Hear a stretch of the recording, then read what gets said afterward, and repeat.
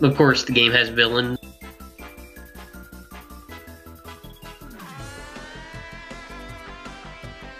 And an interesting, I guess I'll say, cat.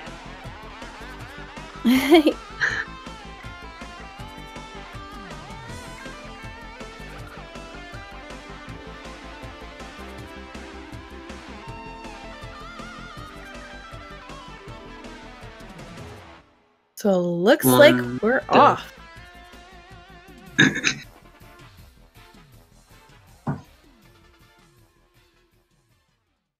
Alright, so I guess I'll go over a little bit of stuff. This is Klonoa 2 for the PS2, called 80% Pokeless. This is the most competitive category for the game. It's pretty much the one player, one controller category. If you played games like Super Mario Galaxy or even games like maybe Super Mario, I think is it Super Mario? It just came out and I forgot the name. Odyssey? Yeah, doesn't it have like an assist type feature in the game? Like I actually have not played that one yet. Okay, well, that assist feature is essentially what the second controller does.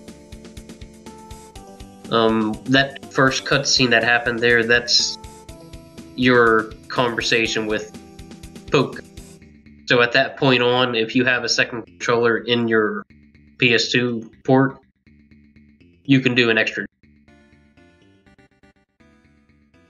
And we'll talk a little bit about Klonoa's movement. If you notice, he doesn't really have that much of an acceleration. Like games like Yoshi's Island, it takes a little bit to accelerate.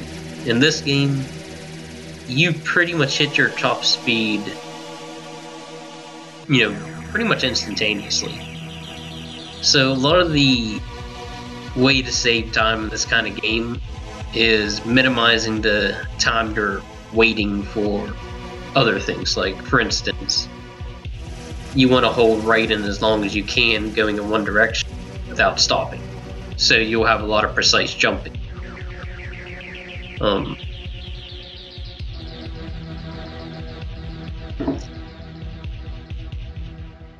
There's also the jumping mechanic with, like, Klonoa has a ring. When it hits an enemy, kind of bloats them. So he can also use them as like a double. So, and when you use the ring, you don't want to be on the ground, because if you use it on the ground, you'll kind of slow down. So most of these runners, when they're grabbing an enemy, unless they have no choice, they're going to grab and jump at the same time.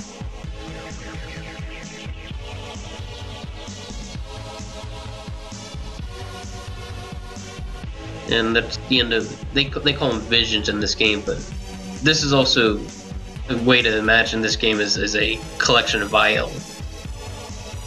So you'll do a level, move over in the overworld, which is this map here, and go to another level. Some levels any level can be revisited. Some of them have second visits, which you'll see that later on in the run. This game also has boss fights in it. So it usually goes in a progressive small series of stages, boss fight, and you keep going.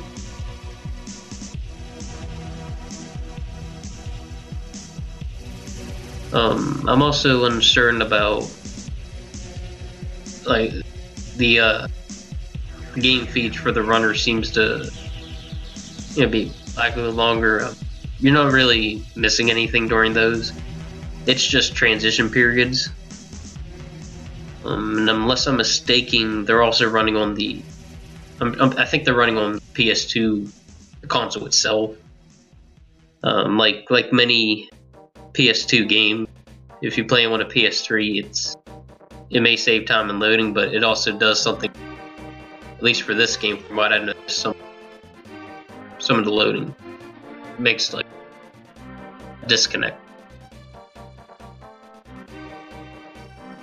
So this game also has slopes. If you watch the runners, when they run down a slope, they kind of pick up the speed from it. So most of the time, you want to run along those slopes as long as possible. Because once you jump, you kind of lose your momentum. And another thing they're going to be doing is they're going to be carrying enemies from one screen to the next.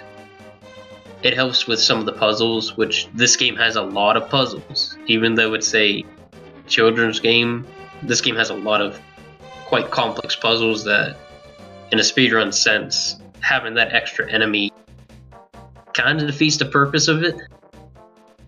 But it's still way to progress fast. Those enemies that come out of the wall, if you're exposed in front of them, they will hit you. Like, you can't avoid them. They just stun lock you and eat you. So you want to shoot an enemy in front of them to get their attention.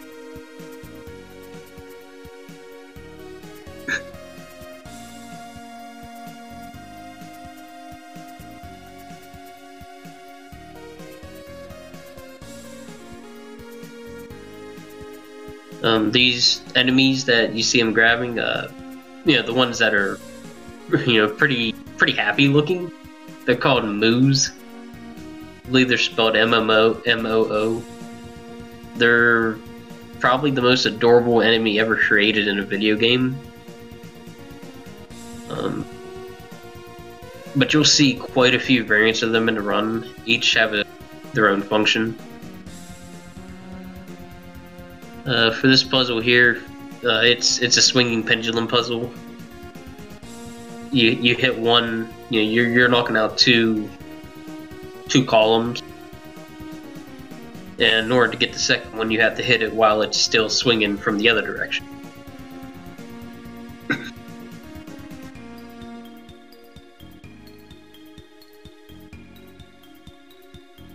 So yeah, there's basic introductory levels. So, it teaches you how to jump and use moves, and how to solve some basic puzzles. But now we're going to get into one of the unpleasant things about speedrunning this game, and of course, that's random. That's the speedrunner's bane. So this is, I believe it's Vulgarin. The way this fight works is he has a weak point on the very back of him, and I think each phase is 4 hits. It's sort of random, how he starts out, but you can notice the pattern coming back in whether or not you can get an early hit off.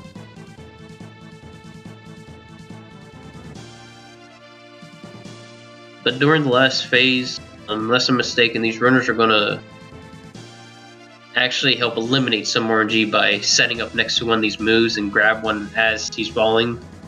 That takes away a cycle of running around, which I don't know whose screen it is, but they actually did it successfully. It was Agne. So you can see Harutomo is just hanging next to the moo. He's doing it in such a way that once he lets go of it, he's going to try and grab the other moo as fast as possible to prevent it from despawning. Because once you hit the boss, all the enemies float away.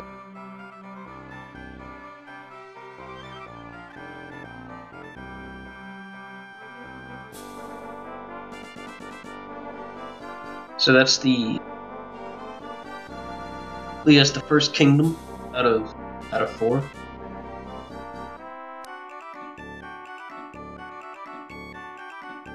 Next we're going to the, I believe it's Joliant Fun Park. Very fitting name to some of these stages.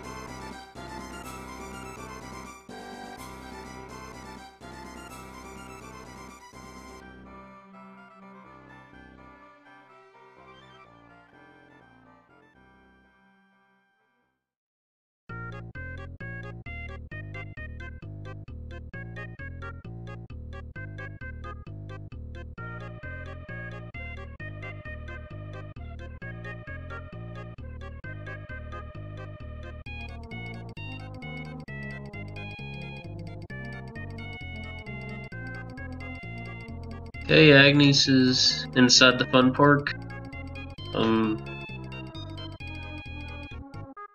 We kind of missed a bridge section, but there's this swing here that in order to get up high, you have to actually shoot a moo at it, and he's also carrying this moo because if you don't carry him, you have to wait for this first enemy that is in this next room that's currently blank, but he's skipping a waiting period.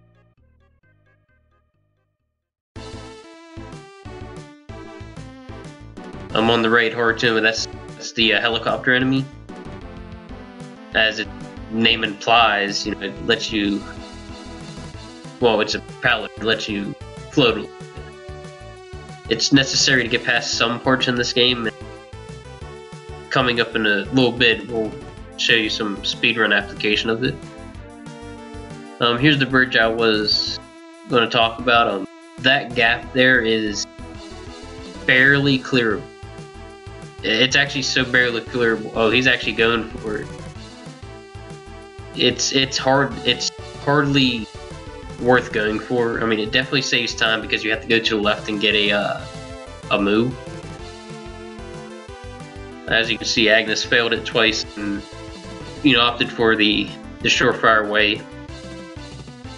It saves 5 seconds if done right, but it's extremely difficult. It's what runners call frame perfect, which means your execution has to be within 1/60th of a second because this game runs in 60 FPS. It's a very hard trick with very little gain, and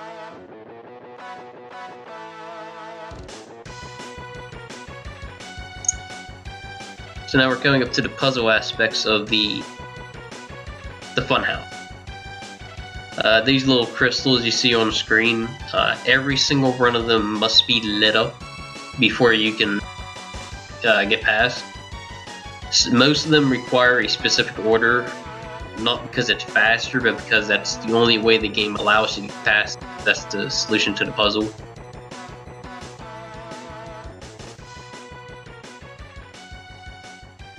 And then Agnes is actually going to delay going out of the door just so he can grab this propeller enemy. By doing so,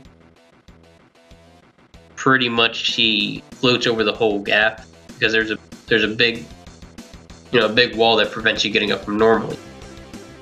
The normal way to get up there is to actually hit a big moo and jump on it, and then jump off it with a moo, you know, with a double jump. So by doing that, he bypassed the whole waiting and jumping period. And as far as, you know, we know, movement in this game is it's very simple to understand. Being high or low with the propeller doesn't do anything. It's pretty much the same walking speed. So you don't have to go out of your way to like land on ledges super early with the propeller, or go as far. You can just land and go with it. That enemy that Agnes currently grabbed, it kind of shoots you up like a rocket, but you have to wait a little bit. Very much they're necessary to get past a lot of these levels.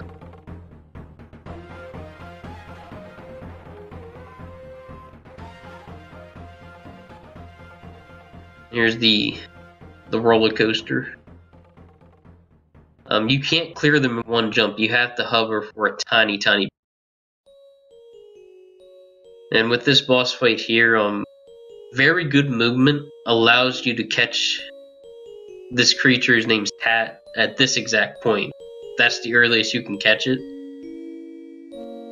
And I believe that's, you know, pretty consistent how the runners do it, as long as you make every jump. And this is also something you probably haven't been able to see in the videos because the You know, there's capture card stuff going on, but when runners at the very start of their first movement, they're jump. You seen Harutomo do it right here. He jumped as early as he possibly could. That's actually not for show. That's a way to increase Klonoa's acceleration from 0 to max speed. And it's been timed to save 1/4 of a second every time you do it. So any instance in the run where, you know, Klonoa is either not at max speed and you jump, you save 1/4 of a second. There are exceptions to this, and that's usually if you're dealing with slope. Like, let's say you come out of a screen and there's a down slope. You actually just want to run down the slope because you'll build up your speed faster than if you jumped, and then, you know, you have more falling distance before you hit the slope. And not much to really say here. This is the hoverboard sections. They're complete auto-scrollers. Anything you see them do is, you know, purely swag purposes. You cannot really speed these up. You just need to, you know, get through it as fast as possible without, like, accidentally hovering or crashing into, like, the walls. So it's a very, you know, laid back section of the run. There are also, if you notice, there's stones on the ground. Those are called dream stones. Those aren't required for the category they're doing, because the category they're doing is any percent. That just means they're, you know, blazing through the levels as fast as possible. However, they are a requirement for 100%. Those puzzle pieces, I believe, those are required for 100%. But for the sake of this run, you can just ignore them. Though collecting 100 of them do give an extra life. Extra lives are absolutely not needed in this game, because, you know, this game's IL based, so it's not like, you know, losing those lives are going to really put you far back. There's also clocks on the stage. I forgot to mention this. Those clocks are checkpoints. Most of the time, though, those clocks are not out of your way, and because it costs no time to get pretty much a safety net, you'll probably see the runners at least hit them. Maybe they'll go out of their way sometimes. There's a couple tricks that, you know, if you fail, there's like a checkpoint so far back it's hardly recoverable for. So we'll look forward to them, you know, not just playing fast, but playing smart with the circumstances. So now this is the other half Tat. You know, Tat's cut it in 2 parts. You have a white version and a black version. And that point that Agnes did right there is the absolute earliest you can catch it. Even though it looks like you're close enough at any other point, the game won't let you catch her until that little divide in between the cactus plants. Alright, so now we're coming up to the second boss fight. This is Leorina the Clown.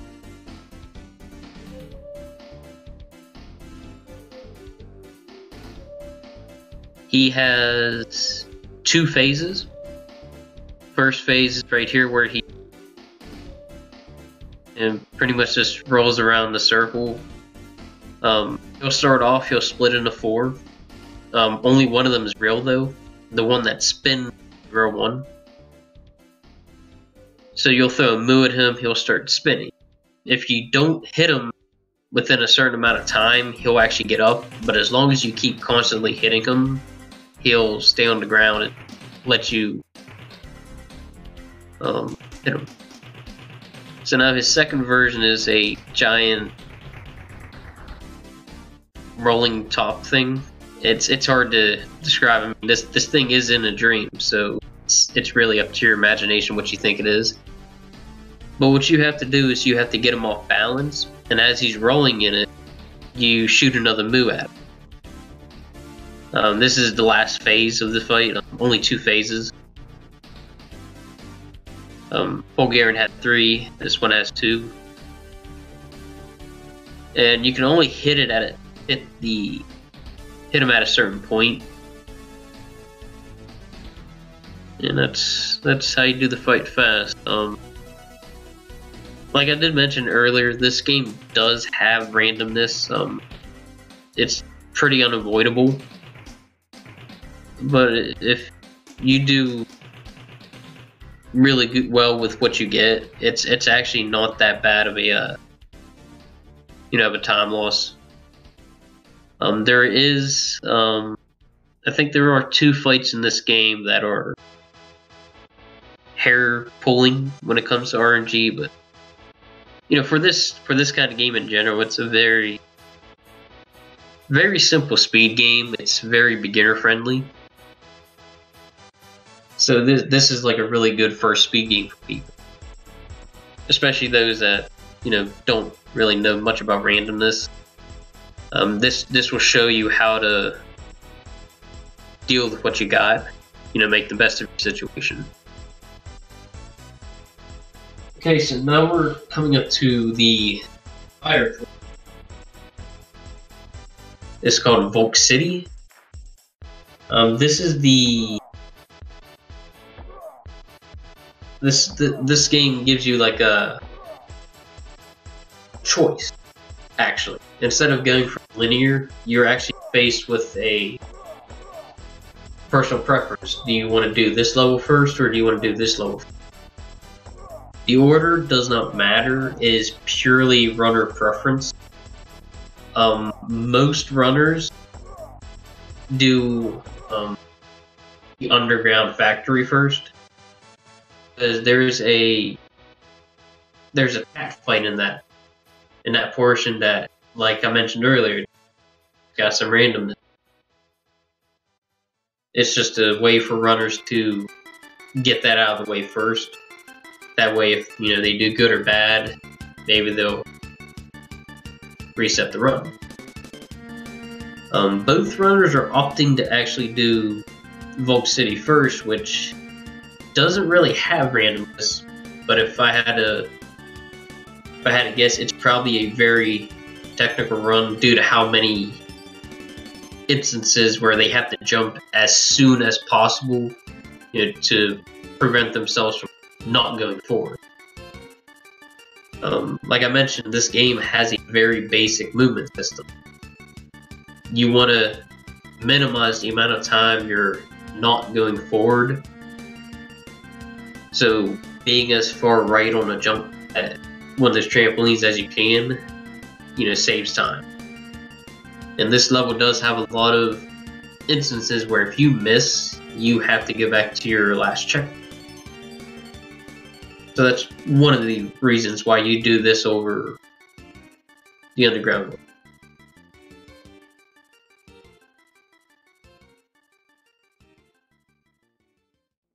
Those whirlwinds that you see throughout the levels, those are one of the very few instances of something that can speed Klonoa up. If you're not going down a slope, you actually want to jump in, because it'll kind of teleport you forward. Help save like 1/10 of a second. I don't know the exact time save, but it's noticeable. Like this forward.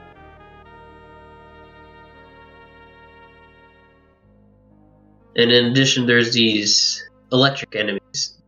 They're a enemy that give you like a supercharged electric jump up. Yes, it can take out enemies, it can take out blocks. Its main use is it gets Klonoa higher than what he can achieve normally.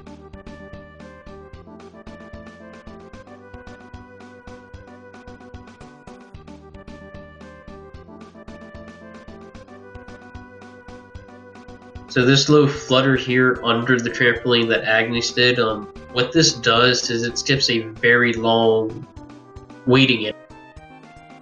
The normal way to get through that is to hit a trampoline, fall down on a trampoline, and then you're on the right side.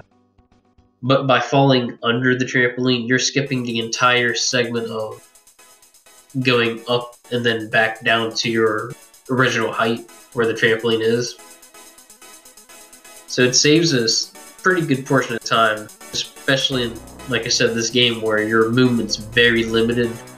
You have to do your best to keep going forward, without stopping, jumping on stuff at the edge.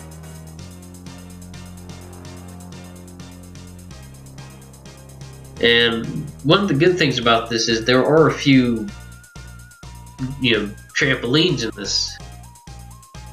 in this run that are consistent with, like, holding right in the entire time. So some of them look super risky, but they're really just hold right in and you'll get it 100% of the time. But that's only a few of them. And I'd like to at least talk a little bit about the ring in this game. If you notice, Klonoa shoots a little ball of orange light out of his ring. That's what he's using to capture enemies, but it's also what he's using to grab onto these little balloons. That way he can jump off and forward. That thing, that little ball sphere, actually travels further the longer you're falling. And if you grab something even though you're well below its level, it'll still teleport you to where the balloon is. And if you do it fast enough, you'll actually be in a state where you're above the balloon even though you grabbed it below you. So when you jump, you're actually above the balloon instead of on it. It's not really it's only used a couple times, maybe skipping an extra balloon, but it's it's one of those things where good movement will save a lot of time.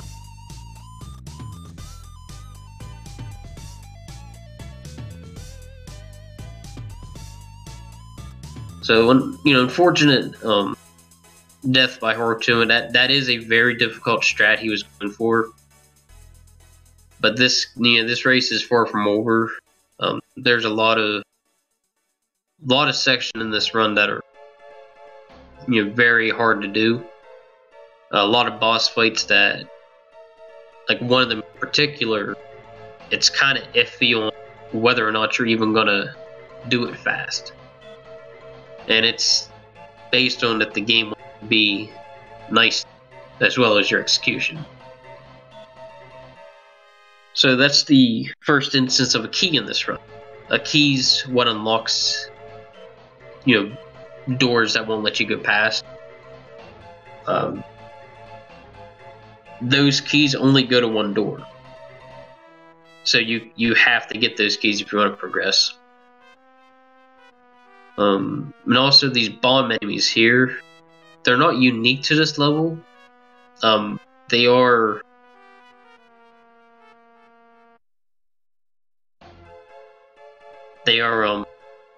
have a neat feature. Notice when you grab one, they start counting down.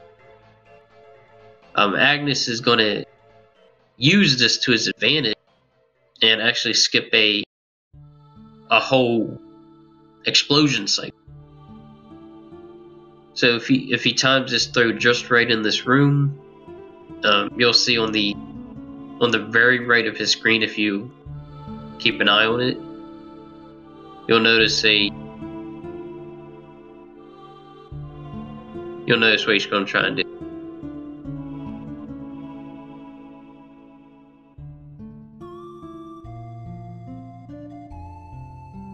He messed up. It's a very tight trick, but what he's trying to do is to have the bomb explode right before it falls so that it hits the block. Because normally you're supposed to throw a move over and then go over and jump up and shoot it. But by doing that, you whole explosion cycle.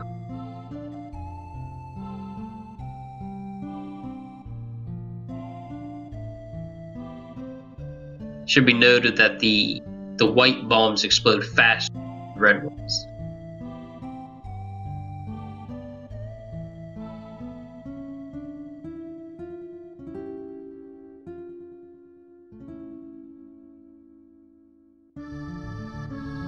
So this is what I mentioned earlier. Is this game has a swag? It's the L2 and R2 buttons on the PS2 controller. They serve absolutely no purpose in this game, but for some reason the developers added them in so that you can do some interesting things, like, you know, spin in midair, clockwise and counterclockwise. Which is, and if you do them, there's also the L1 and R1 buttons, which shoots his ring. He actually throws it up in the air. So when you're in the air, you spin. When you're on the ground, the L2, Klonoa kind of like crosses his arms, and the L1 throws the ring in the air. So you can mess around with that and do some interesting poses.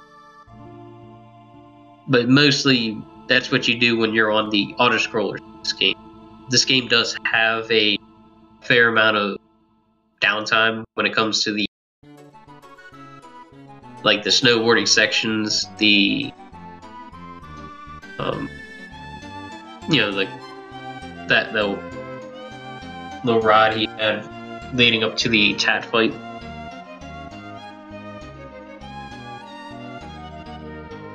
So that was a pretty good fight for Agnes. It's got randomness in it as well. So you just got to make sure. It also has some weird hitboxes.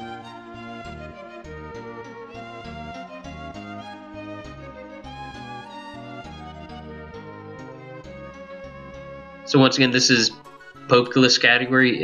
If you are running on, you know, any percent, you could see a lot of the weighting in this run would easily be simply bypassed if you had that extra jump.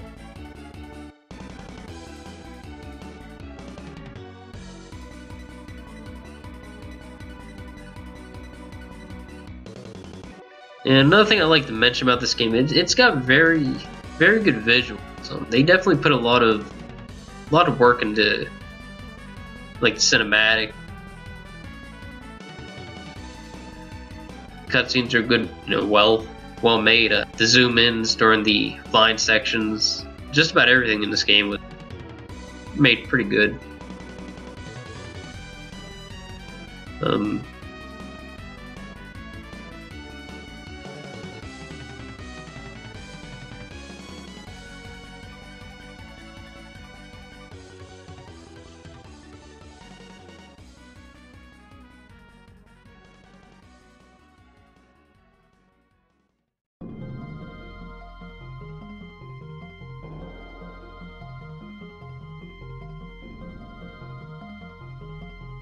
Alright, so that's the end of Volk City for Agnes. You kind of see a theme going on, do a couple stages, and sure enough, there's a boss fight coming up. So this is Bismarck. It's called a Bismarck the Mobile Tank. This fight has absolutely no randomness to it. If you do everything exactly the same every time, you will get the same result.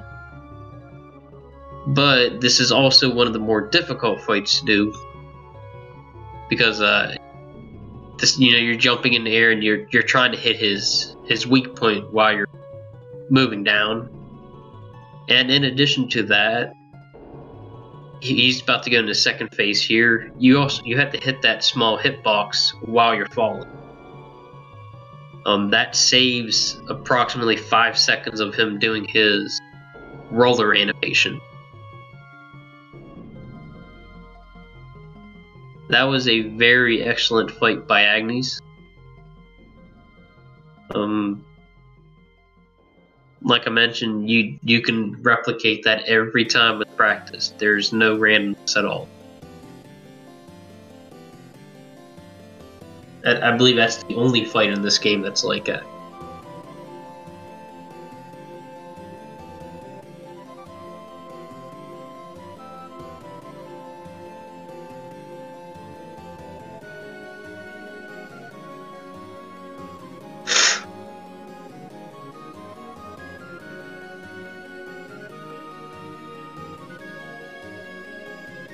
So now we're coming up to Volcano Inferno.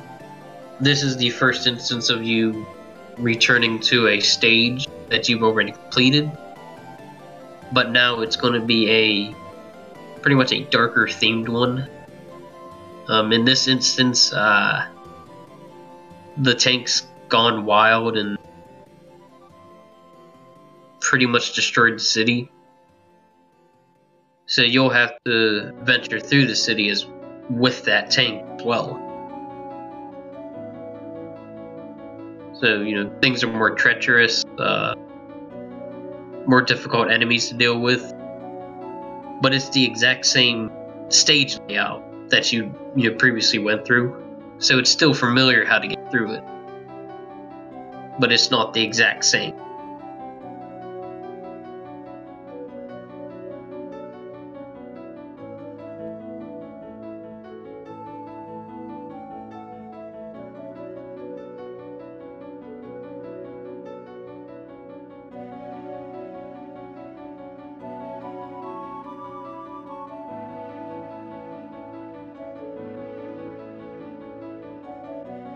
And this is the tank coming for its revenge on you. You have to stay ahead of it. Otherwise, it'll be a life loss. It's not really chasing you too fast, so you should be able to always stay ahead of it. But these jumps here are kind of tricky. And also that jump that Agnes just did, it looks like you're not going to clear it, but that's one of those things, like I mentioned in this game. In order to go fast, you need to minimize wasted movement. You'll make that jump 100% of the time if you hold right in, so you don't need to hover for a little bit, even though it looks like you're going to hit the flames.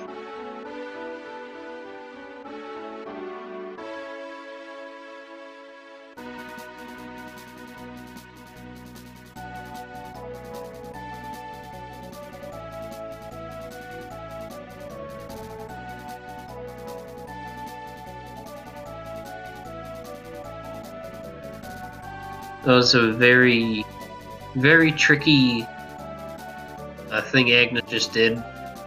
Grabbing that propeller enemy while using that electric enemy's upcharge is a very tight window. It just saves you having to use the whirlwind to boost yourself up.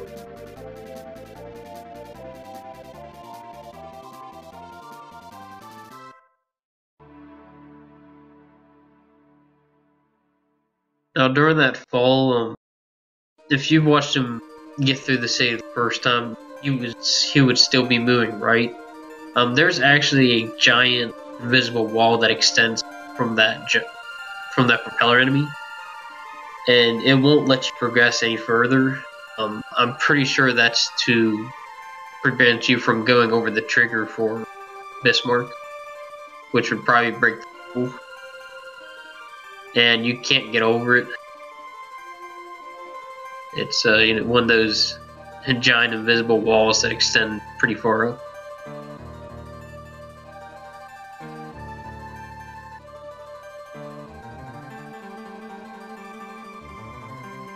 Once again, it's the same level when you think about it, just made a little harder. Some things are removed to make it a little bit more treacherous. It's not the exact same. If you go in with the mindset that this is the same level that he just did, you will fail pretty hard.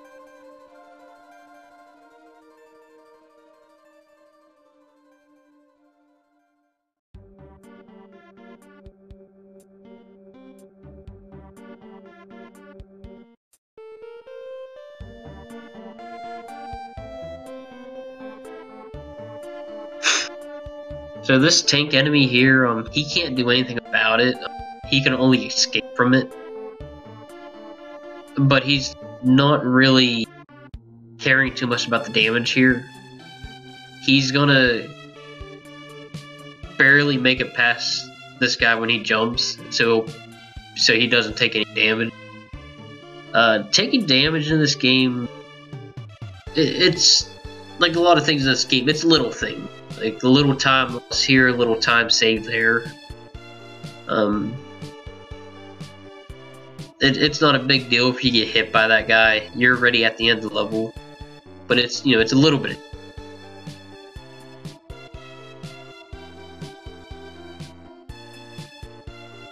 And that is the end of Volk City portion.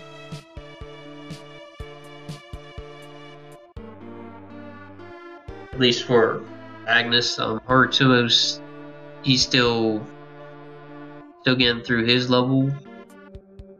Still a race though. Said anything happened in these competitions.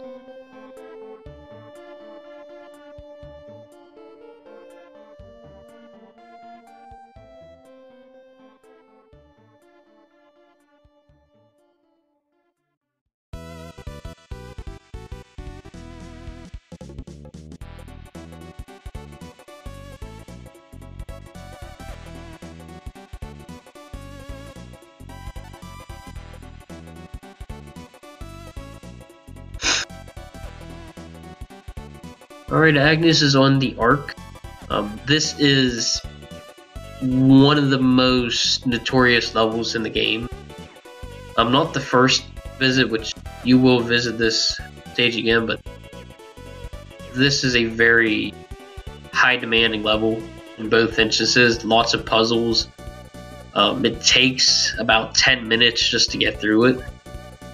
So it's got a lot of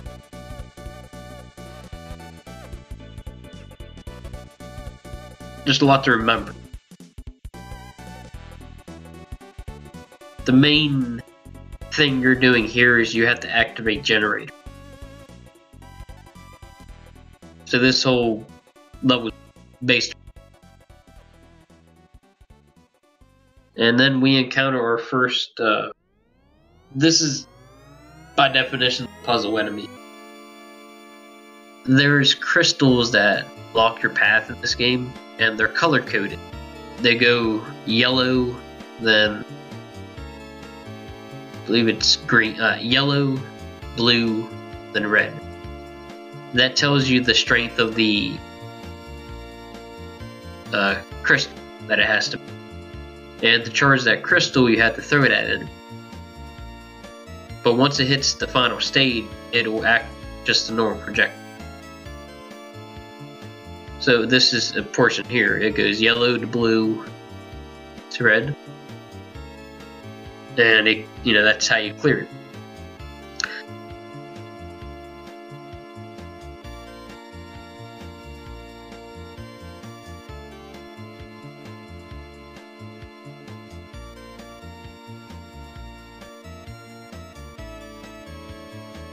So, well, while Agnes' screen was cut out, there's just a key on a windmill platform you just had to get.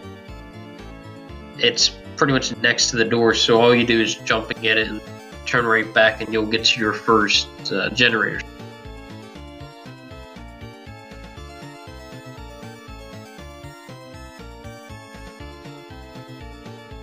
And once again, these puzzles all rely on this enemy, which usually involves you having to hit 3 of them. And then you'll throw it into the core. The hitbox on that core is... it's not that hard when you can stand in front of it. But there is core in this stage where you actually have to be falling to release it. It can be frustrating sometimes, so...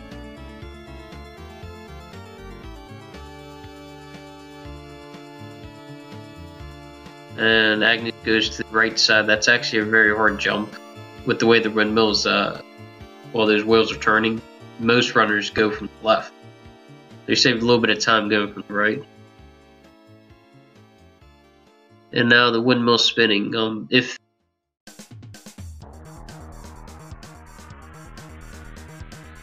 you can't really do anything until it comes around, so he can mess around a little bit. That's one of the neat things about even though there's all this downtime, you can do a lot of fun things. Keep it interesting.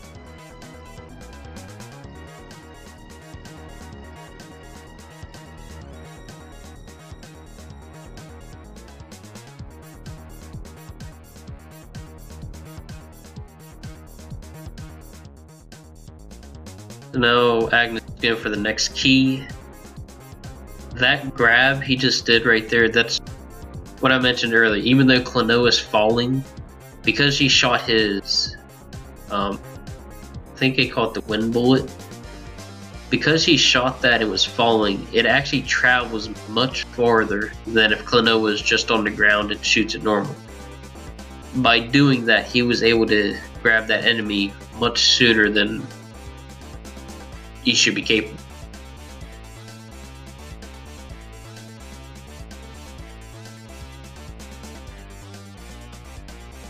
And this is the generator I was talking about. It's not possible to just stand in front of it to activate it, so you have to do some timing method or have a visual cue for when to release it. It is very tricky. You don't have much leeway anyway, so for you to have to deal with another axis of movement, that makes it a little bit more tricky. And also Agnes hit the check.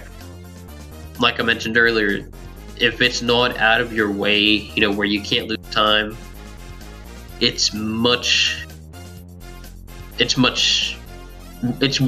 for you to hit that check.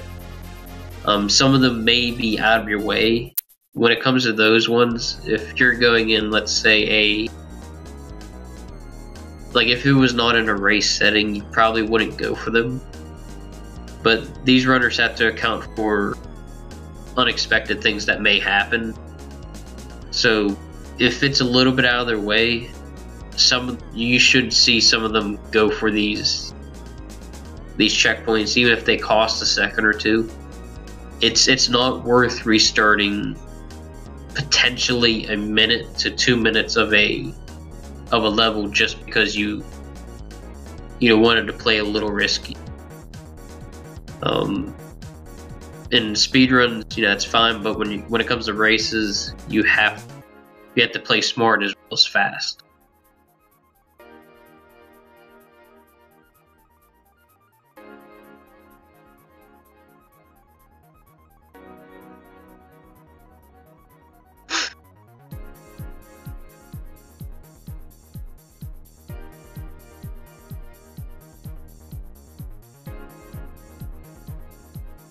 And Agnes, even though he can't, those enemies have shields, so even though he couldn't grab him, by pushing him back a little bit, it just saves a little bit of, turning around, having to fetch.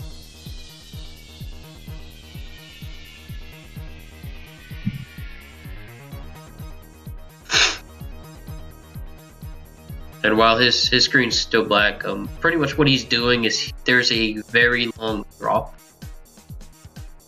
to get to the bottom of this stage just to grab a key, and he took the cannon back up to the portion before he went down.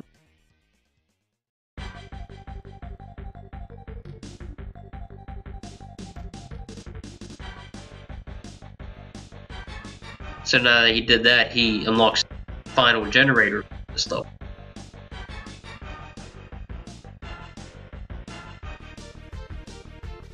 All these generators, get to them, you ride this platform that kind of circles around and shows a lot of the level, at least the portion here. And this puzzle in particular is quite tricky because while you're waiting for the puzzle enemy to come back, you have to actually do some movement, grab the balloon and go up an extra level. because when you have the enemy above you, you can't shoot your wind bullet, and you can't hover.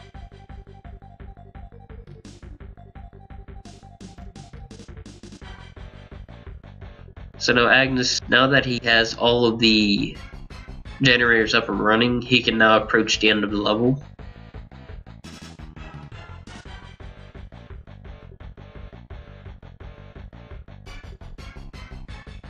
You can kind of see like each runner's on the same screen, just at a different phase in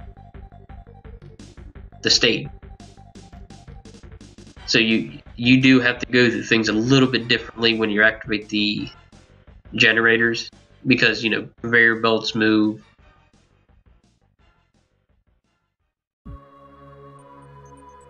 And even though you couldn't see it, Agnes actually did a small sequence break. It's not an actual sequence break, but what he did was he skipped raising an elevator. The elevator that had the key to the generator. He would have had to go all the way down there and activate it and ride it up. So what he did instead was he caught a moo as he was falling. And if he jumps just right as the windmill's going up, he's able to skip that whole elevator ride. And this is a very iconic level.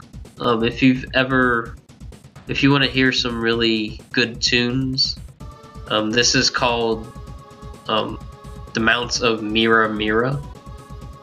It's Klonoa singing some song that I can't understand, but it sounds pretty catchy.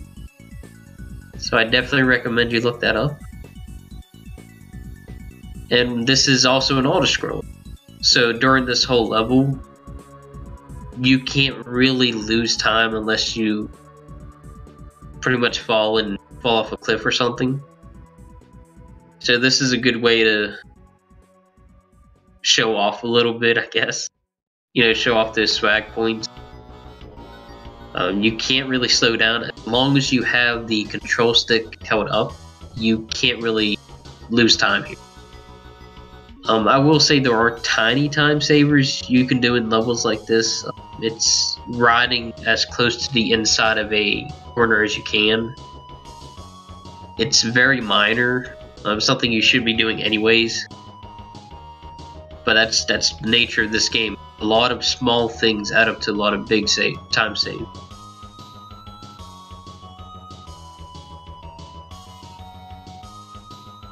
And we aren't done with the snowboarding. We still have a couple levels a bit left. But this is probably at least the cooler ones to see. It's definitely not the hardest. That's reserved for later. So even though this is a pretty easy stage to get through, they can cause massive time loss, at least on the final board level. So when you run these games, you may think they're easy and relaxing levels, but they can easily turn into an issue.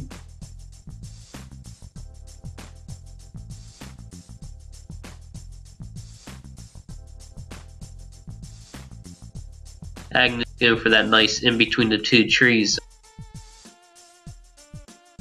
Try it right there.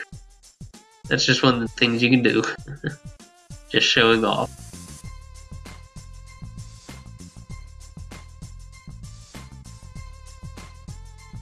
And one final thing about the boarding sections is Klonoa has much longer invincibility frames while he's on board. This is hardly abused in the run. There will be one situation where it will be used, but it is a very long animation. He usually tumbles and gets back up. If you see him in level, when you get hit, he just makes a noise and scoots back a little bit. He doesn't stop moving on the board. He'll keep going at full speed.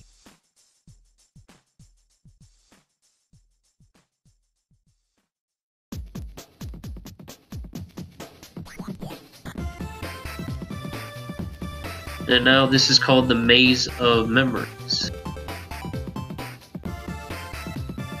It's, once again, it's a puzzle. With the niche for this one to being illusions, like being like here he's upside down. Things aren't always what they see in this state.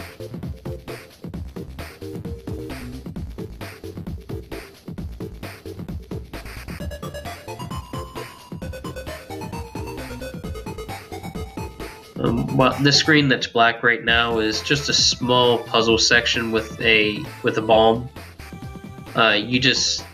You have to get from one end to the other, but you have to blow up a rock in the middle while hitting a switch.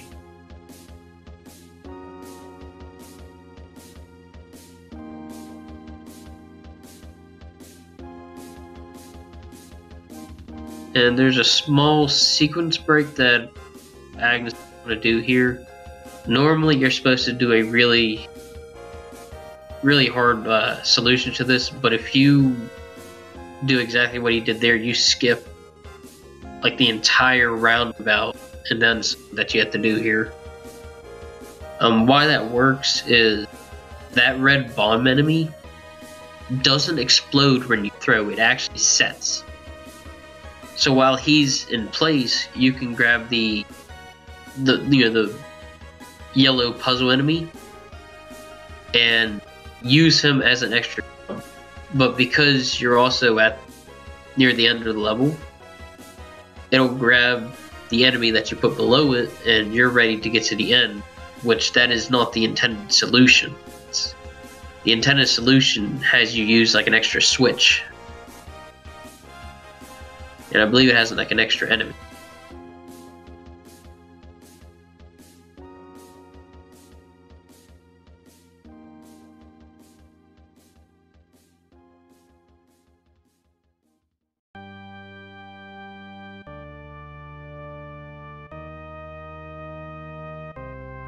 So both runners, as you can see, they're just blazing through these levels.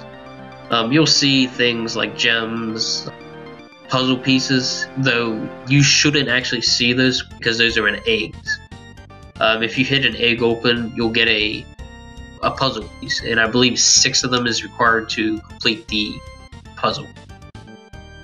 Because we're just doing any percent, they're going to ignore everything except what's required to get through to the game. So you'll see like ambulance, there's one up pieces. Those are really not useful at all in the speedrun. Runners usually have so many lives built up throughout a run. It's even if you have something, you'd have to have such an odd travesty that you would even need those lives. And even in the event you lose all your lives, you can just restart you can restart the stage.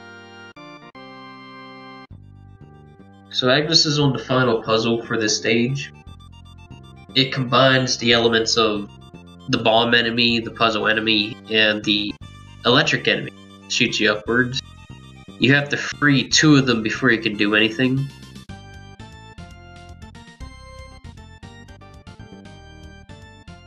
In addition, if you have a bomb enemy on one screen, was how he was freeing the electric enemy, and you walk off the screen, that bomb actually explodes off screen.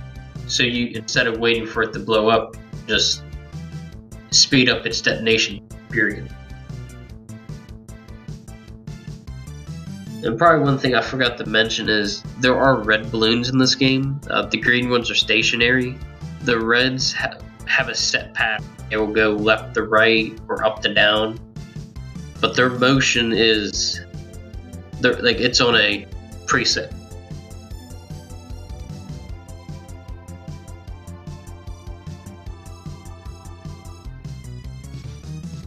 So this is Lunatea to Hatchling. It's a giant dragon egg thing. Like I said, it's a dream.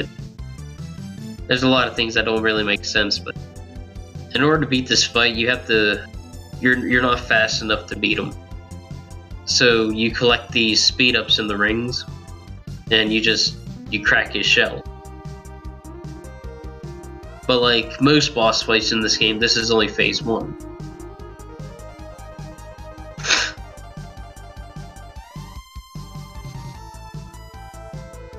Three hits, and then 3 is like a magic number for a lot of video games, but now this next form follows the same concept.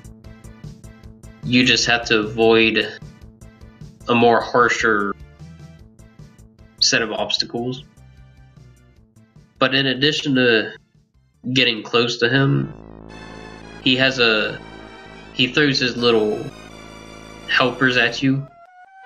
How you get past this, it can be random, but it's one of those things where you just deal with what you got. Agnes actually did very excellent. That was a very odd pattern, because every one of those things can move at different speeds. They can spread. For instance, one can be all the way on the right, one can be all the way on the left, and it makes it impossible to one cycle. He got a kind of in between one right there, where it wasn't that it was fast, it was manageable, I guess was the way to put it. And that is significant if you do not get the one cycle there. One cycle meaning you didn't have to go through his little speed up thing again.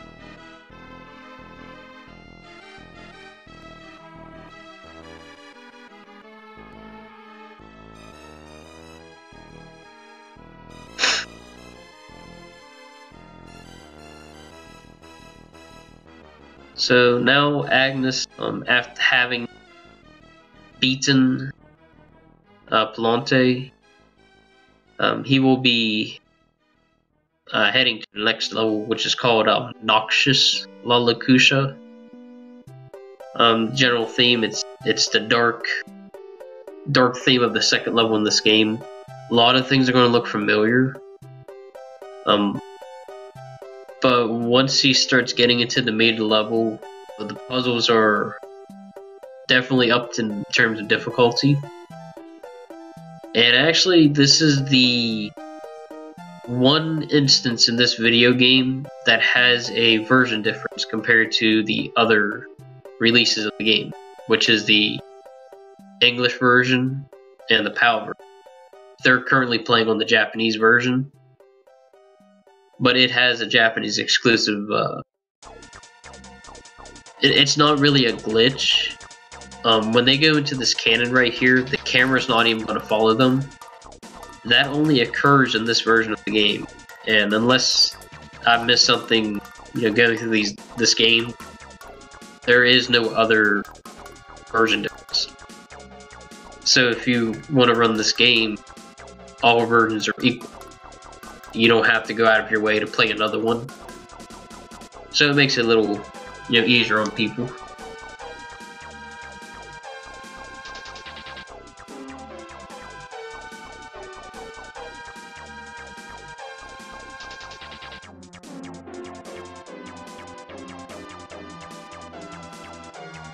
So this puzzle enemy's back.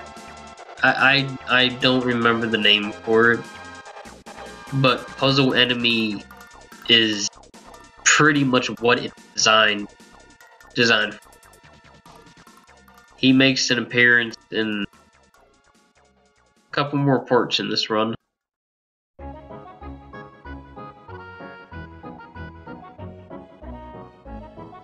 Those enemies that currently come out of those walls, you can't be in front of them or else you'll get eaten. So you have to kind of bait them with like an enemy. You can't get over them, and you can't, use invincibility frames to get through them. You have to get them out of their cave. And this is one of the few appearances of the, I don't remember the name, but it's a giant metal moo. he'll have a friend show up later. I don't want to spoil it. It's the same enemy, but it's got a different costume. I think you'll enjoy what it looks like.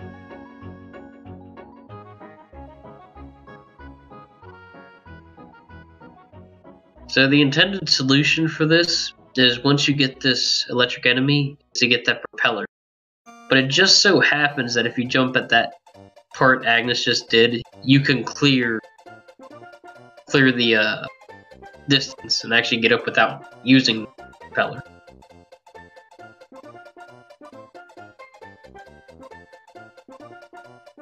And once again, we're at the pendulum puzzle. This one being a little bit more complex to do. A lot more precise, actually. Even though it's only one column that comes down, you have to hit it at a very specific instance. It's actually in between where those two platforms are, is where you're aiming for. And there's no reason to even have the puzzle enemy for the end of the level. That's purely because, you know, why not? It just looks nice going to the end of the level, you know, hitting with an enemy running. No benefits, just something that looks neat.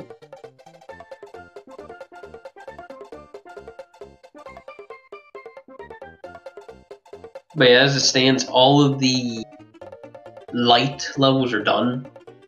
Throughout the rest of this run, you will be seeing nothing but dark levels. For instance, this is the Dark Sea of Tears. And it's named that specifically because it has very little light source to get through the level. So it's in pretty much perpetual darkness. These little firefly-like enemies, you can, if you hit them, they help give you some kind of, it increases your field of vision. Being speedrunners though, most runners, like when you play a level enough, you don't need the light. But like I mentioned earlier, if it's not out of your way, it's not worth the effort to avoid it. So as long as you don't lose time, there's no reason for you not to hit those firefly enemies. And a good bonus to think about is, by hitting those fireflies, you're helping the viewers out like us, so that we can see what's going on. There's a lot of speed games out there that when they get to dark levels, you're probably better off just watching with your eyes closed.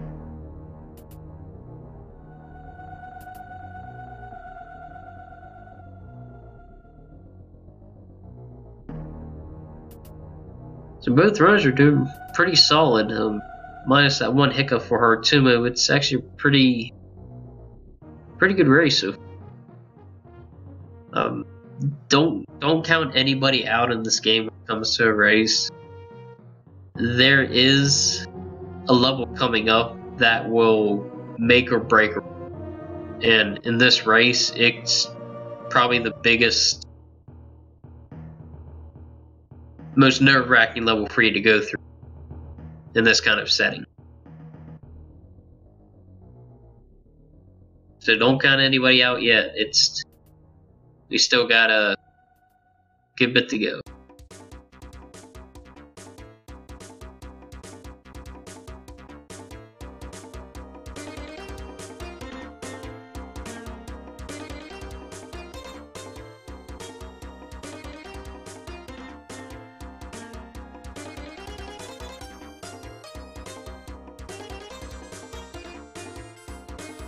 So you couldn't see what was happening on Magnus' screen, because if you notice, he's down to 1 heart now. What he did was a small skip where he damage boosts through 3 metal enemies, but he has to do them in such a way that his invincibility frames don't run out, or he'll lose a life to the last one. So there is a small little invincibility mechanic in this game. If you're spinning in midair, you know the swag moves I was talking about.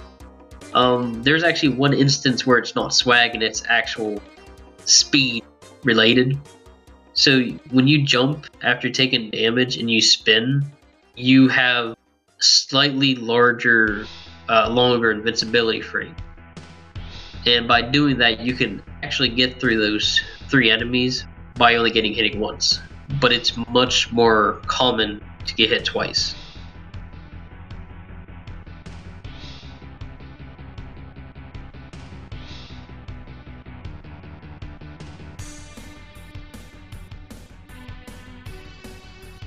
So Agnes is now approaching the... How do I describe this? This is the empty Sea of Tears. You can see he's dune boarding, sand boarding. He's pretty much boarding on moving sand with a tornado chasing after him, spitting boulders. Once again, it's a dream. It's a very accurate dream, actually. But yeah, this is a very long boarding level. It's a very treacherous. These last 2 boarding levels, you can't relax on. This one has a lot of hits in it, has a lot of enemies that are set up in such a way that you're probably going to get hit if you don't slow down. So once again, even though these are levels that at the end of just about any run, you're not going to lose time on, as long as you can get through first try, that still doesn't mean it's worth relaxing. They're probably the levels you put the most effort into practicing, just to make sure that kind of thing doesn't happen. And whether or not you want to be boarding or jumping, there's no distinguishable difference in speed. So while it's nice, to try and be on the ground the whole time, as long as you get through the level without hovering or hitting off the sides of some of these dune pits, because they can slow you down, even though it's a little difficult because the difference between slowing down and losing a life is very narrow. You shouldn't really be losing time at all. And yes, these tornadoes, like I mentioned, they're one of the few ways to speed up. So, at least in this level, it's a guaranteed you have to hit them. As long as you can hit it without hovering or using a move to jump. Because when you use an enemy to jump, you actually slow your... At least on the board, it doesn't seem like you slow your progress, but it's one of the types of movement in the boarding stages where it's hard to make a commitment whether you think it does or not. I don't have any testing or knowledge of it, but it's a good backup just in case, you're falling in a pit and you don't want to go back to the checkpoint.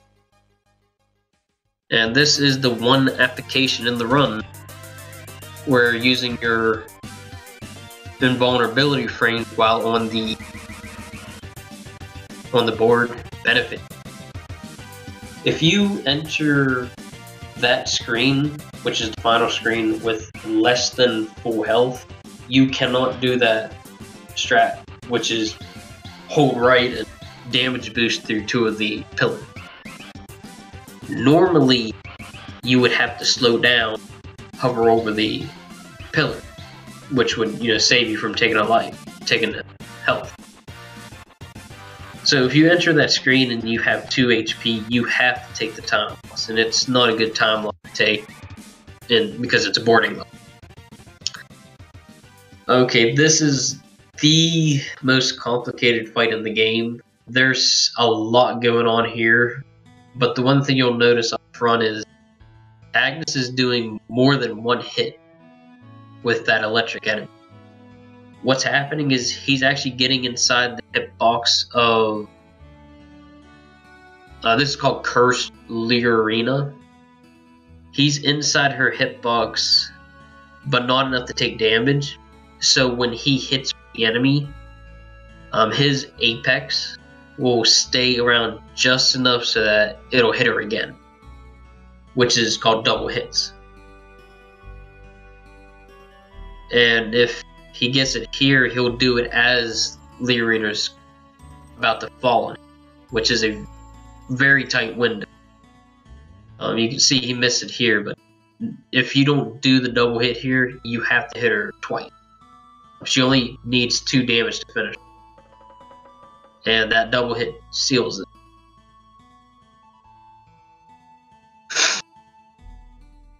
Three-phase fight. First phase is the basic phase of jumping. The second phase is she's under the circular, because the whole fight's on a circle, and you have to throw a move at her. The third fight's a harder version of the first.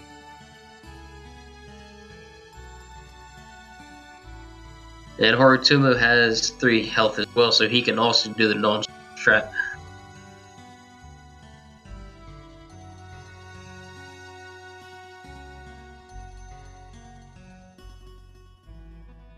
So Agnes by now should have entered the next part. This is called the Arc Revisited. You still go through the whole level, but you do it in a different progression. You should also see what I mentioned about the he got hit twice, so he must not have got the twist off.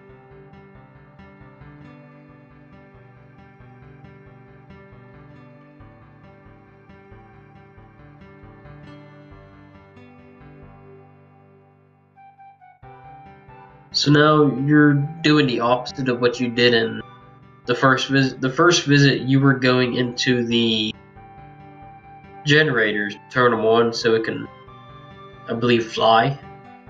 Well, now you're doing the opposite. You're grabbing these red bomb enemies and blowing it up. Unfortunate death there. I don't remember if he got a the checkpoint just before that one, but what he was trying to do there, what he was trying to do there was, you seen there was 3 enemies around that generator. They are placed there intentionally so that you don't just, they didn't want to make it easy. What you're supposed to do is throw the enemies out, and then throw the bomb enemy inside the generator. However, since this is a speed run, sometimes you have to take very risky, you have to do very risky strats, which for that point is to barely get onto the spring so that you're at least in the air, and then throw the bomb at the generator. But because he only has 1 HP, which it's really getting him here, it makes it very, very difficult. He did hit, that was intentional though, what he did there with the damage. I don't remember if he didn't time it right the first time or not, but he did have to start the game gives you 2 clocks there. And I don't remember if he got the first one. That windmill actually pushed him forward a little bit. Whether you walk on it or not, it pushes you forward because you're riding the speed.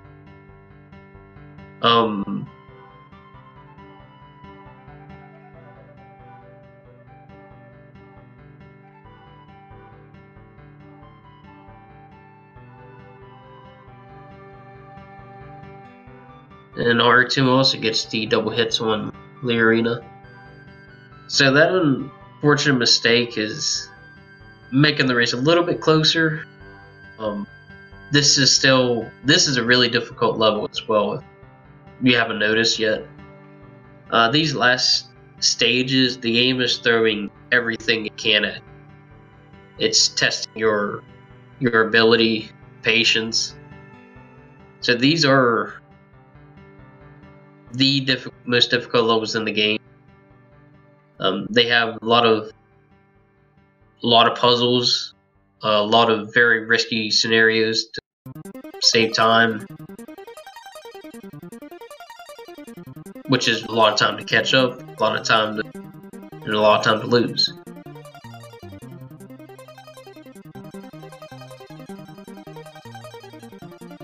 This puzzle here is pretty much, there's a crystal underneath, but in order to hit the crystal you have to jump in midair and land on the block as it's appearing. The blocks actually appear just before you reach down, so you don't even need to hover.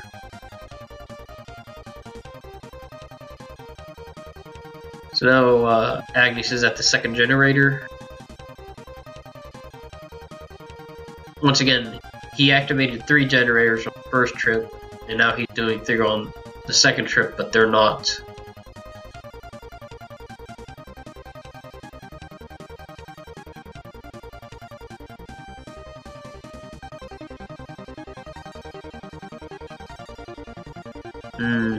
Agnes is having a little bit of trouble with the generators.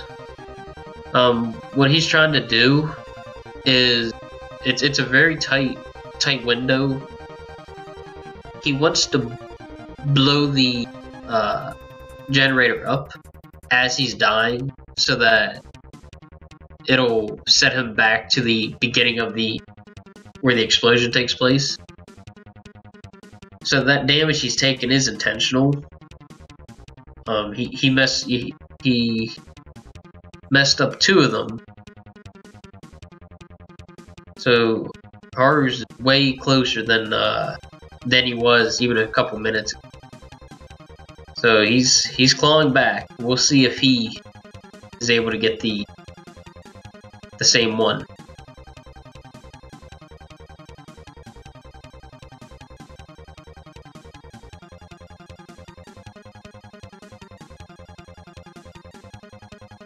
Okay, and Agnes gets the second explosion skip.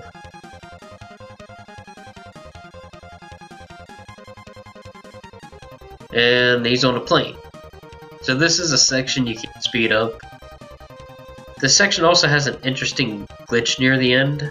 When Klonoa is on the ground, like I mentioned, he can only, when he does his swag moves, he either throws his ring up or crosses his arms. When he's in the air, he can only spin.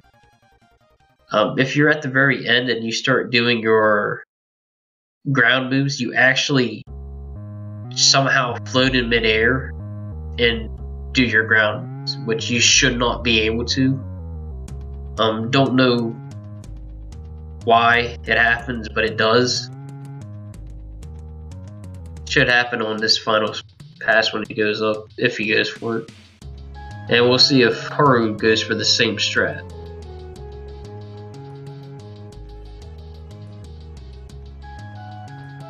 He gets a first try, so it's much closer.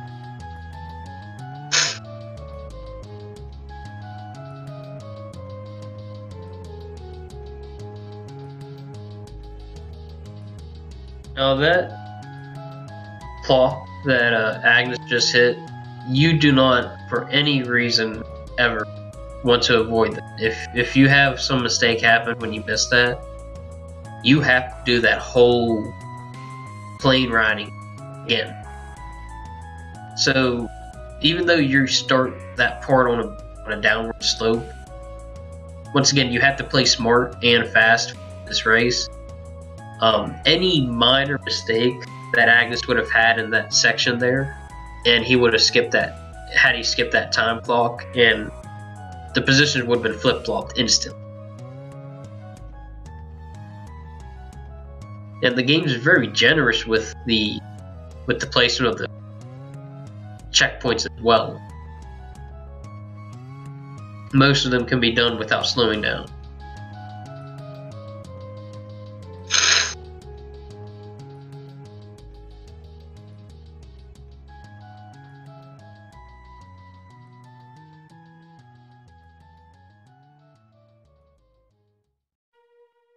And now onto the final portion of this arc. So that damage boost was intentional. That way he could boost right into the gap he made.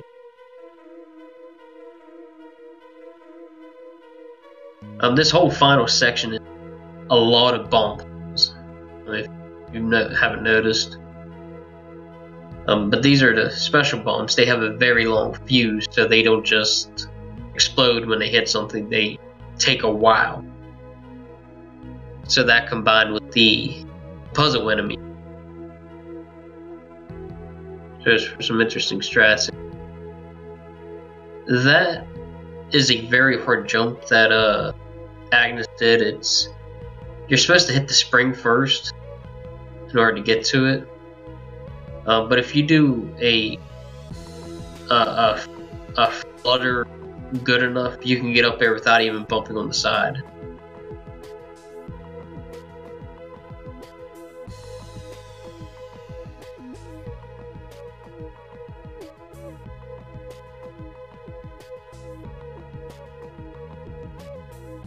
Once again, another bomb puzzle that deals with spikes around it so it explodes if you mess up. You can see things are moving a little fast. When you first got to that point in the first visit of the arc, that windmill was hardly. But now it looks like a lot of things are supercharged. So this is the final generator. Once this generator is done, level, you have to escape still, but the level will be over at that point. Being the last generator, it's usually the hardest.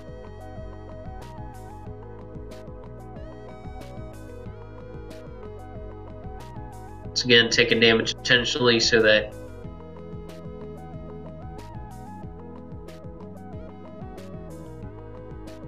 he can instantly end the escape.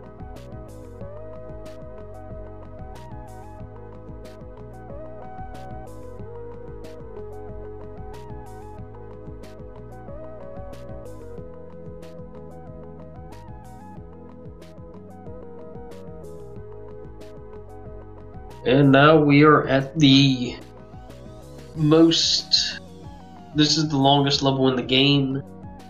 It's got the puzzles. It's got pretty much everything. This is like the game's final gate that you gotta pass before you can even get to the final boss. It's technical. It's draining on you because it's its length. It's got just about every mechanic in it. This is called the Kingdom of Sorrow. This level also has a very unique enemy. You've encountered those giant metal moos earlier. This has a special version of the metal moos that is pretty interesting to see. But also has more of these little crystal flicker puzzles. Very simple puzzle actually. You just gotta hit them all and make sure they all light up at the same time. Health is extremely important in this stage. Checkpoints are extremely important. So you got this guy chasing you, but very little he can do. He just falls off the cliff.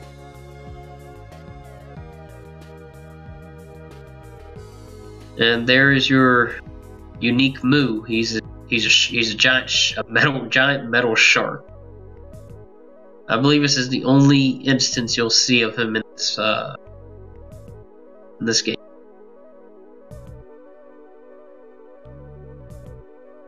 No other level has him. And this part in particular, they're both chasing you at the end. Oh, after butt heads, of course. But if you don't do this room fast enough, they will be roaming the bottom and make it a little challenging for you to get the key.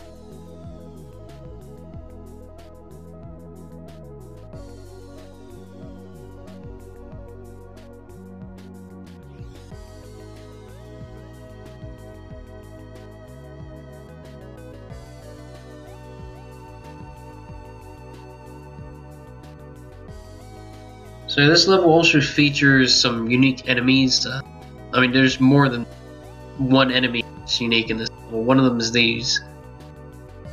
I don't know exactly what they are. They're like little dragon things that shoot little boomerangs at you.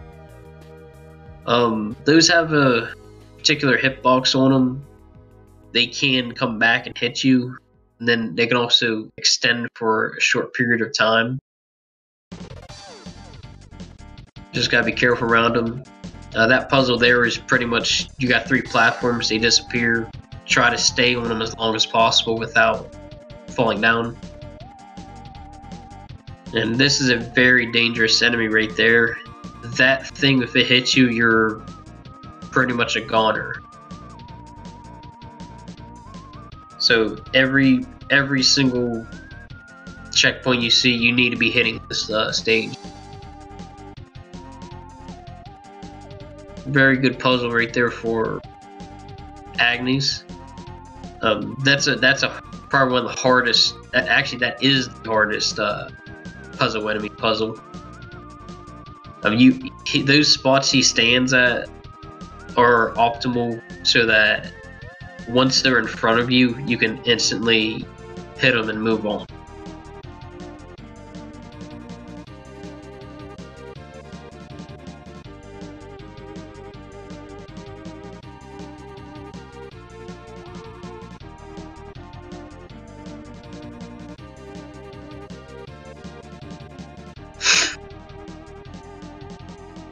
And now he's just going on a small balloon ride. Absolutely cannot cross this gap without this red balloon. Just gotta be careful. Any small bump and you can't get back on it.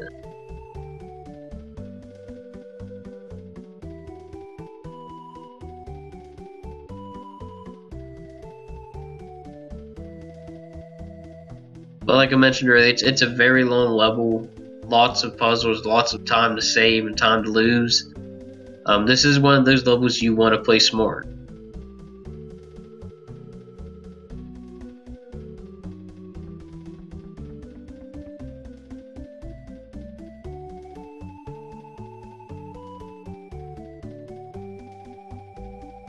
That heart refill is, it's like a double shaped heart with the heart inside. That just restores you max HP. Throughout the run, you'll see like giant ones, but they won't have anything. They won't have like concentric hearts inside. They're just one heart.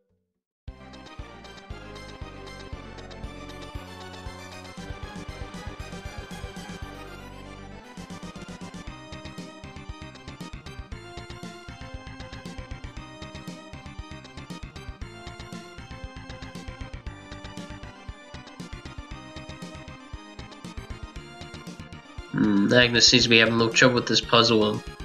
This is one of those puzzles, like I said, they throw everything at you, so you're doing a lot of applications of trying to get to this enemy using a propeller that you have to get through it by jumping with the moo. It's everything combined just to get past that one small puzzle. And we also encounter a unique propeller enemy in this level. It's called a golden one.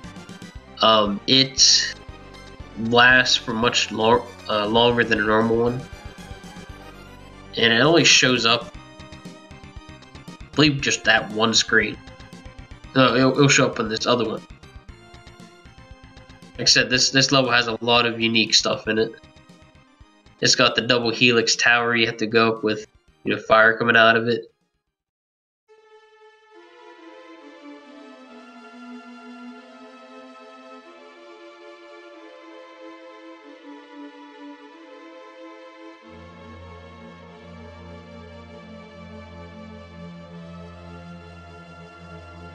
So Agnes is almost done with this level. Not many more screens left to go.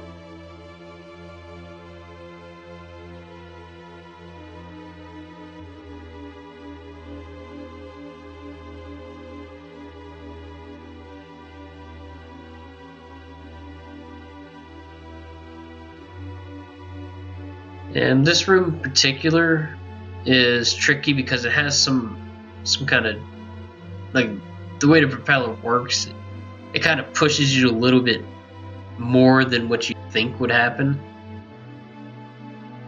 So you have to be extremely careful there.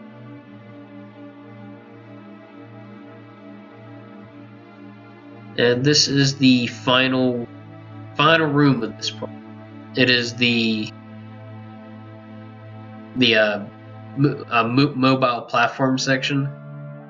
Once he gets past this screen, that's it for the level. To do this part fast, all you have to really do is get on those platforms and activate them as soon as you possibly can. You know, trying to get on them as soon as possible, really. You know, small movements, like I was talking about the whole run, it's all these things add up.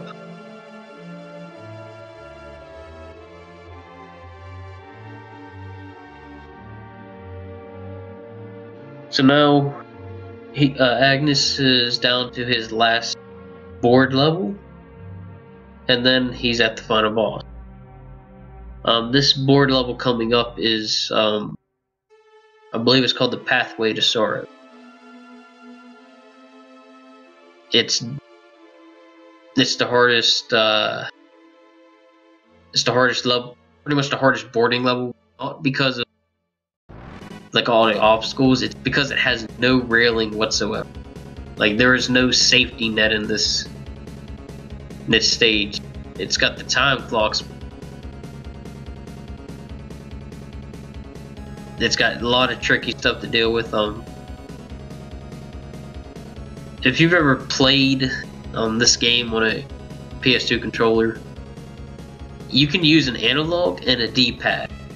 I've found that when you play the boarding section with a control stick, it yields much more precise movement and easier movement, at least compared to using a D-pad.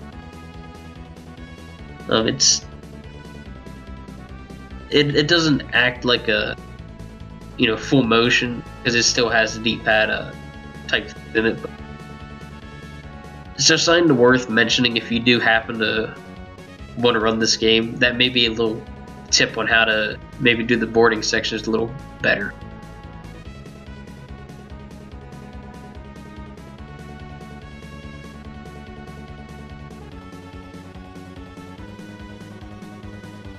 So, pretty cool level, really. It's you can't hear the game's music. Klonoa 2's OST is really good.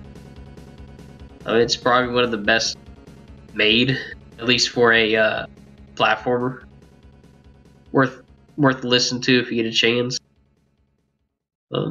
But Agnes is on the final stretch. Once you get past the spiral section, you're hit with one final screen, and this is the narrow pass. This is a section where you want, if you have to, hover for a tiny bit so that it slows you down so you don't fall. You will lose, you know, at least 30 seconds when it comes to the checkpoint for this portion. So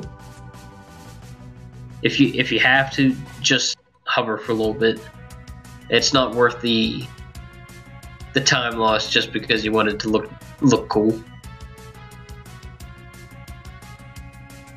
And this final stretch here, this little tiny curve, you can see even Agne jumps. Whether it's faster or not, it's definitely the safer and smarter decision.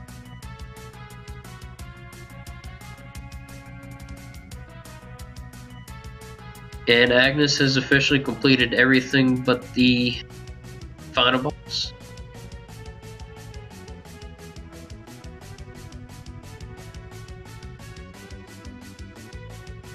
And this boss fight is called the King of Sorrow.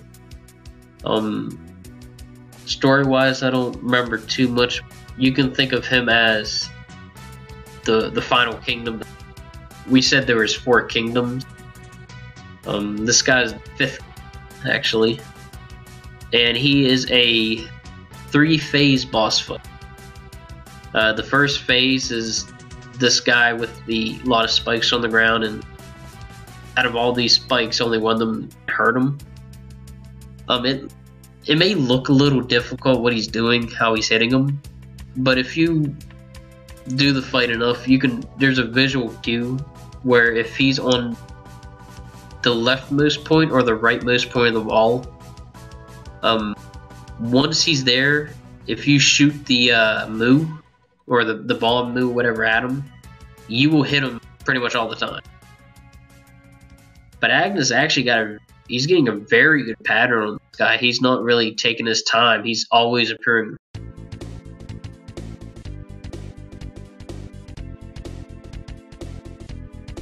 So that's phase 1. The next phase is him in his more recognizable form, but he'll be protected by a barrier of some sort. And to defeat him, you have to use his own weapon against him, which are these little... It's like a bulb with a string attached to it. So you're hitting every one of these lights that are on the sphere itself. First phase, pretty basic. The second phase, it adds in a little bit more aggressiveness, like with these beams hitting you, and he's out on his last hit and right now 142.01. That is a pretty good time by Agnes, really.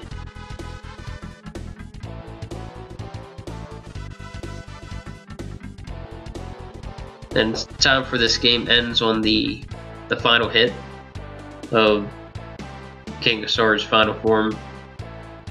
Almost got the 142 sub. That's very impressive for a marathon setting.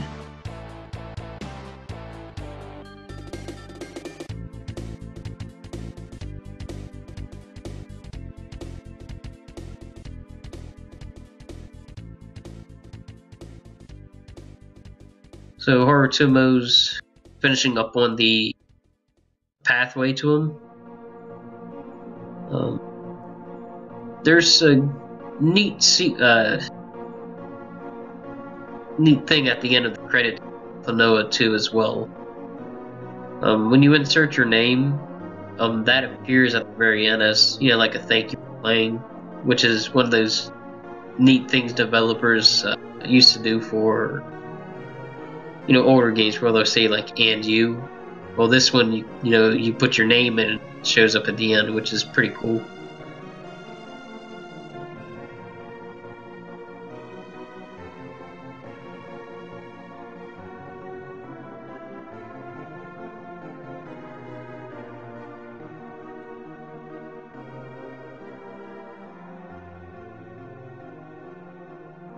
Harutomo opted not to jump at that point.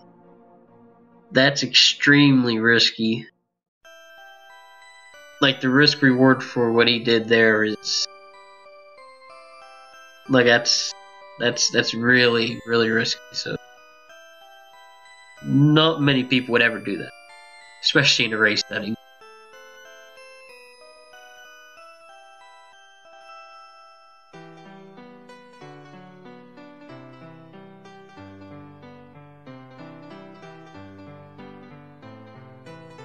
And another thing to mention about the Klonoa 2 is every single cutscene in this game is skippable, even the ending.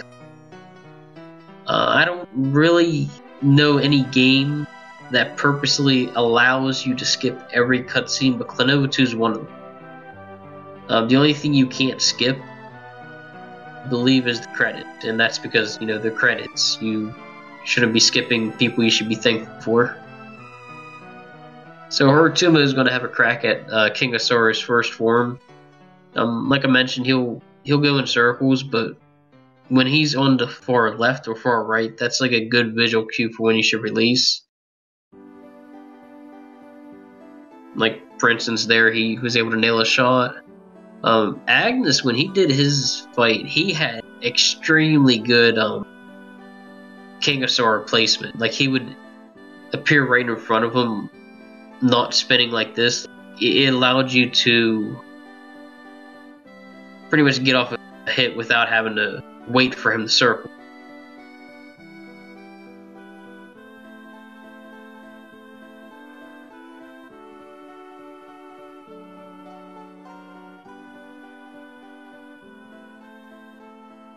So that's it for first phase for Harutomo. He'll begin phases 2 and 3. Once again, you have to use your opponent's weapon against them, which in this case is some kind of ball attached to a string. That's like the best way to describe it, because that's exactly what it does here.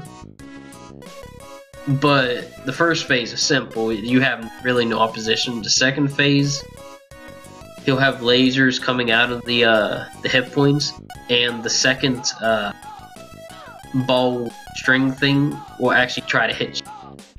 And he's got 2 hits, 1 hit, and he ends with a 146.22. So both. Yep.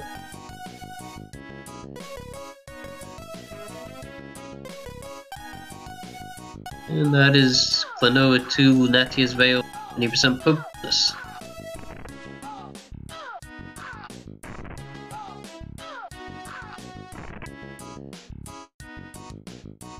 Yeah, that was a really awesome run. GG to both the runners. Yep, great race. Yeah, absolutely. And yeah, very well done from the competitors, and thank you very much, Zwing, for commentating today. Oh yeah, it is the day now. I definitely learned a lot about this game, and I'm sure everyone else did too. It was definitely pretty exciting to watch. Nice little cutscenes here too at the end. Yeah, from what I've noticed, some of the Japanese runners they like to watch out the credits. A lot of speedrunners do that when they do PBs. Anyways, they like showing credits. But for this game in particular, they like showing the final scene, which is the one. Agne. When you I guess hit your timer right as you hit the last boss kind of thing, or you get that final hit in, then you get that opportunity to watch these ending cutscenes, and they're super cute. Yeah, my only regret is they did allow you to skip every single cutscene in this game. It's good for some, speedrunners so they can go fast. Some of these cutscenes are really well done. Think of it like this is a PS2 game. Just look how good, Agnes is. Look how good the cutscene is. Really, really well made graphics.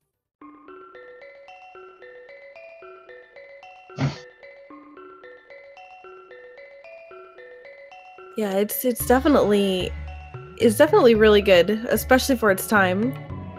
So, looks like they are switching up to the next game. So, thank you very much again to our commentator, Zwing. We're gonna swap out to our next commentator and introduce the next game. So, again, thank you very much for joining me. Thank you for having me. And good luck on the marathon. Thank you. Commentary. Thank you very much.